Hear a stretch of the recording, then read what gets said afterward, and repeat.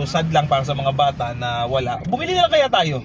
Order kami sa McDo. So si Kia lang ang naging problema lang namin sa McDo. Actually lagi nangyayari naman sa akin to or sa amin to. Umorder kami ng shake fries, pagkatapos wala na naman yung powder. So since medyo malayo-layo na kami at nasa biyahe na kami, pauwi na kami, so titingnan namin kung pwede kami humingi or mag-request ng shake ng powder or nung flavoring doon sa McDonald's na malapit sa amin. Sana pumayag. Guys, andito na tayo sa may McDonald's dito sa Marikina din. Nangka ito. Nangka actually hindi ito yung first time na sa Concepcion na umorder ako sa McDo na hindi ako binigyan ng powder sa shake. Kasi normally pag hapon, umorder talaga ako ng double cheeseburger. Kasi nagusto ko yung double cheeseburger. Hindi rin ako nabigyan ng shake pero binigyan ako dito. Pero sana mapagbigyan tayo ulit. Baka kasi hindi ko alam kung connected pa rin sila sa isa, baka franchise o ano. Pero kung ano tayo na mapagbigyan tayo since customer naman tayo. Para tayong naka-hidden camera. Yan, para tayong naka-expose. Pero hindi naman ano lang to. Yan, dito tayo manghingi. Sa counter muna.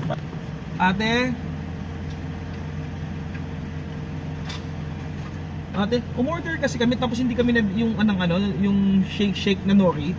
Hindi kami nabigyan ng yung powder. Hindi, actually sa kabila kaming McDo. Baka pwede manghingi na lang kami ng powder. Dito sa Concepcion. Hindi pwedeng mag-request. Hindi pwedeng mag-request. Bali kasi sa kanila din po kayo babalik. Hindi pwedeng dito. Magkakaiba po kasi ng branches. Okay. Dati kasi nakahingi ako dito eh. Oo, nakahingi kapag So hindi po pwede.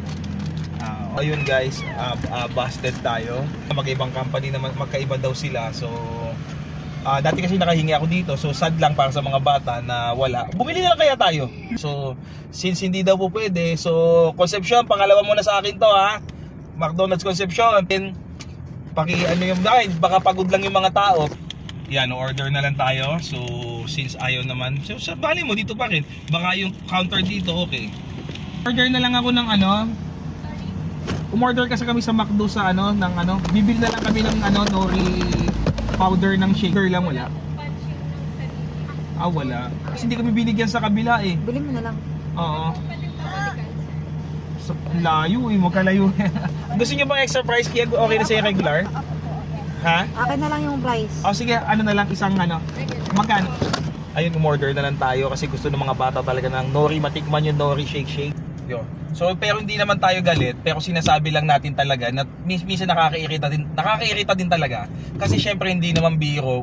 For example, craving sa mga bata. Ang hirap, buti nandito yung mga bata kakain. Ang mahirap yung pag-uwi mo sa bahay, wala yung